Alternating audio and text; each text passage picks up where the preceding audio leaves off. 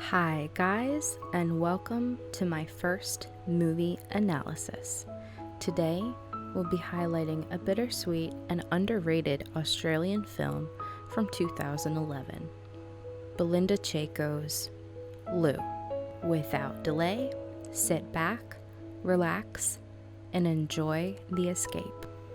I'll begin our escape by telling you that Lou is a movie about an 11-year-old girl learning to love and trust despite the risk that it might be painful. It stars Lilly Bell-Tindley, Emily Barclay, and even the incredible John Hurt, who did this film the same year he did the last Harry Potter movie, along with many other projects. I appreciate that because he could have easily turned down the role. I don't have any proof of this, but I suspect this movie had a lower budget. It's certainly done very well, but my point in saying this is to give credit to John Hurt's work ethic. I love it when big actors do smaller movies. It makes me feel like they don't have a huge ego and are willing to give everybody a chance to create a beautiful project.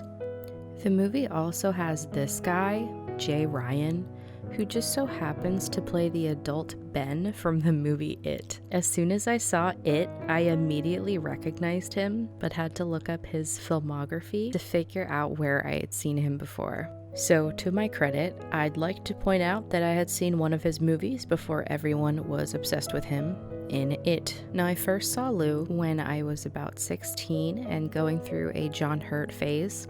I remember seeing him in Alien for the first time around then and just being completely obsessed with him. I honestly thought he was kind of hot, but looking back now as a married woman, I'm like, why did I think that? Like, not to say he's ugly, he just, he has like a lot of wrinkles and it's, I don't know. Lou was one of his movies that at the time was on Netflix, so I just happened to watch it one day. 11-year-old Lou lives with her single mom, Rhea, and two younger sisters, Leanne and Lonnie. 10 months ago, her dad left the family and, struggling financially, working Rhea decides she needs a second source of income. That's when Lou's grandfather, Doyle, enters the picture, an elderly man with nowhere to go and a bad case of Alzheimer's. His caretaker, Mrs. Marchetti, is looking for Doyle's son, Lou's father, in the hopes that he might be able to temporarily take his father in, at least until they have more room at the old person's home. Unable to find Doyle's son, Mrs. Marchetti asks Rhea instead, saying that if she and her daughters take care of Doyle for a while, they'll be paid a good bit of money. They let the confused and befuddled Doyle move in, Rhea kicking Lou out of her room so Doyle can have it, and taking on the responsibility of caring for him. Well, really, it's Lou taking on the responsibility, as her mom Rhea still has to go to work most days, and in her free time, chooses to go to parties and hang out with her immature boy toy, Cosmo. At first, Lou resents this and takes it out on Doyle. After all, it's the Christmas holidays, and looking after her granddad is the last thing she wants to do.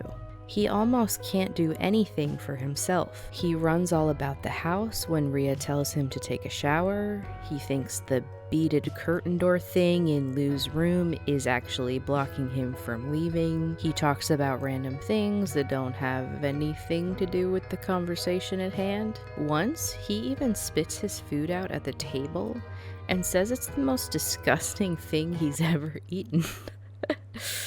I must say, John Hurt did a superb job at portraying a sufferer of Alzheimer's.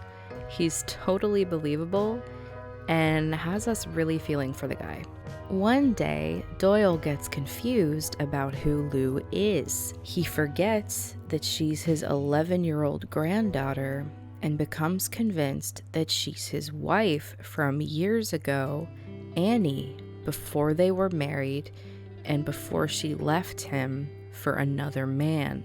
At first, Lou tells her grandfather that she's not Annie, but he keeps forgetting and mistaking her for the love of his life. Now, while this probably initially sounds a bit strange, I'd like to make a point here to say that this movie is very innocent. It doesn't hint at anything untoward going on between Lou and her grandfather.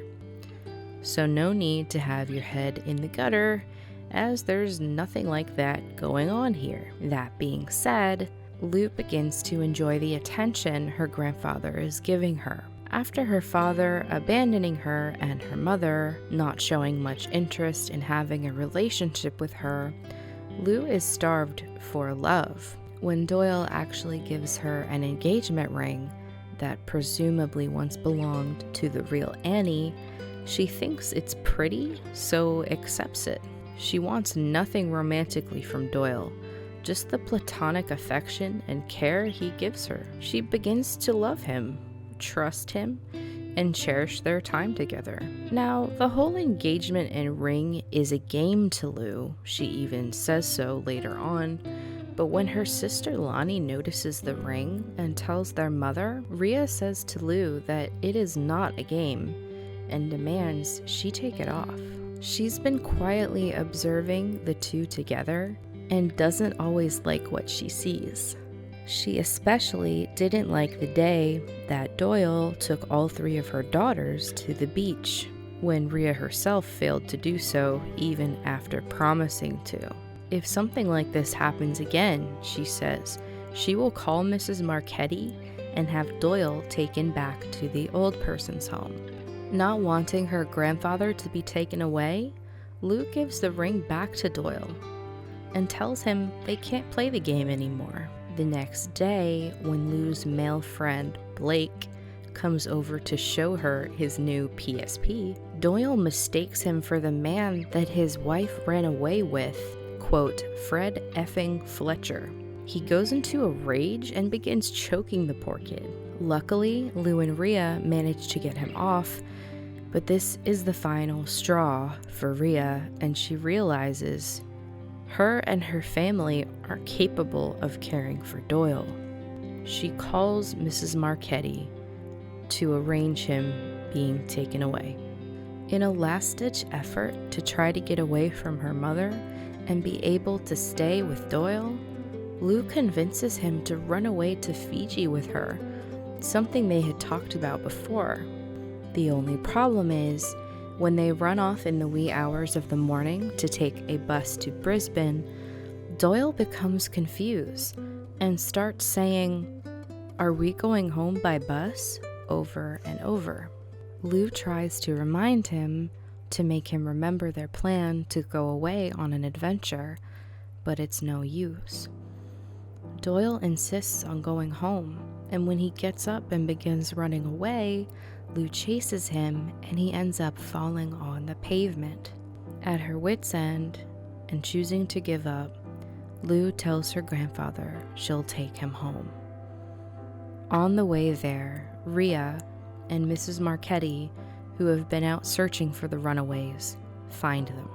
Lou tells her grandfather desperately, "Never forget me," to which he tenderly replies, "How could I ever forget you?"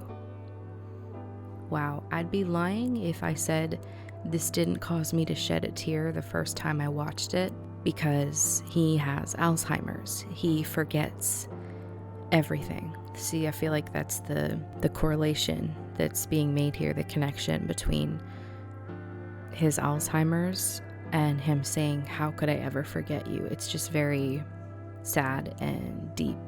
While the movie does end with Doyle going back to the old person's home, I like to think that Rhea and her daughters go to visit him sometimes.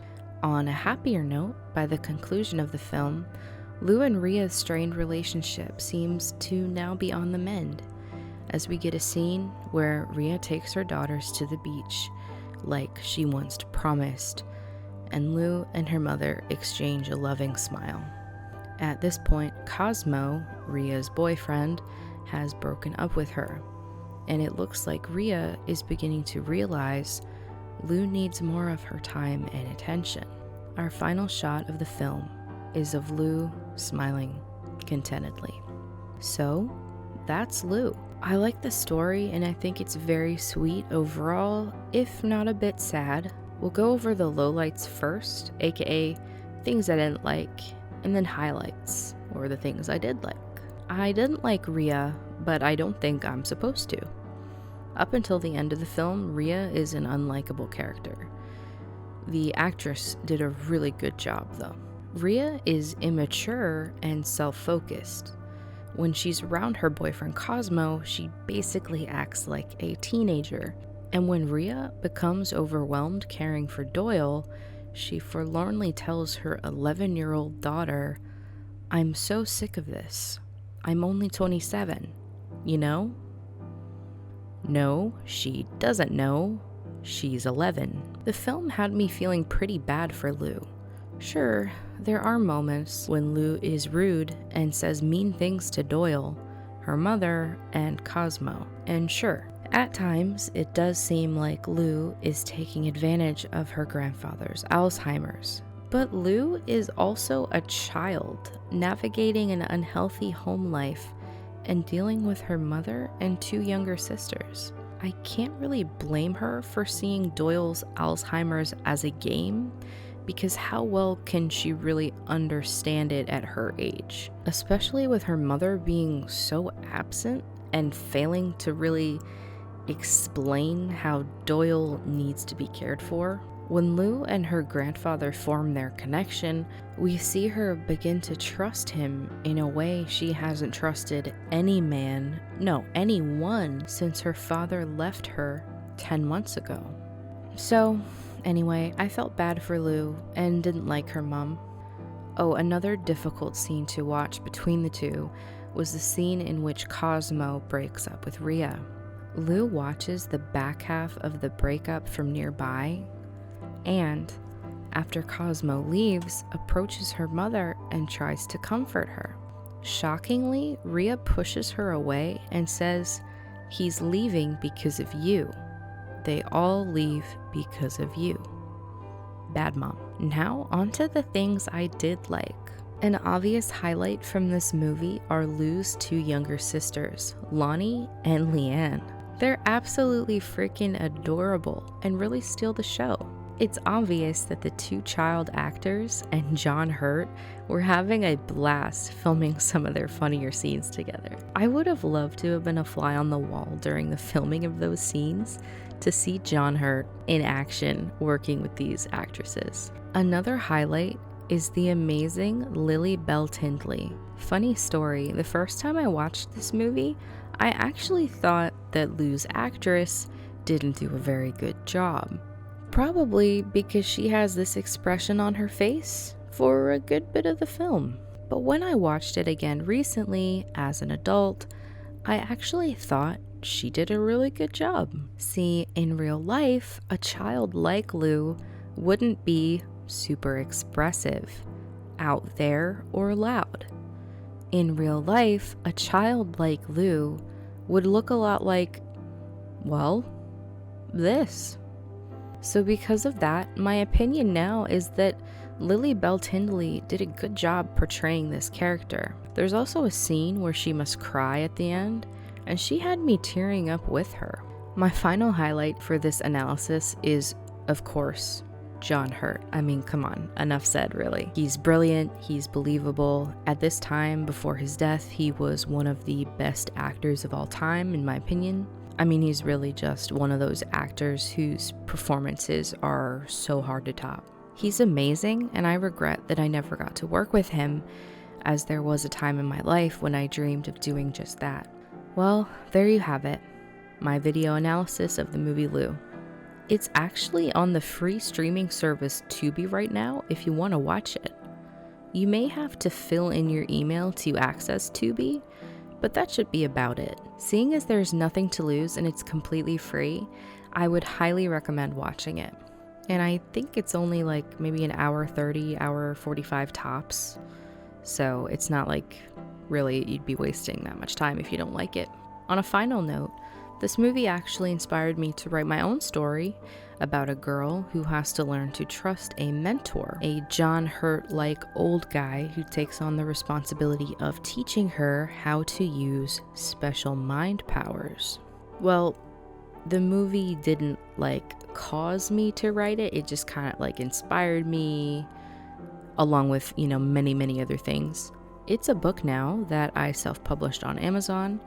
And if you want to check it out, I'll have it linked in the description. Thank you for watching, and I hope you enjoyed The Escape.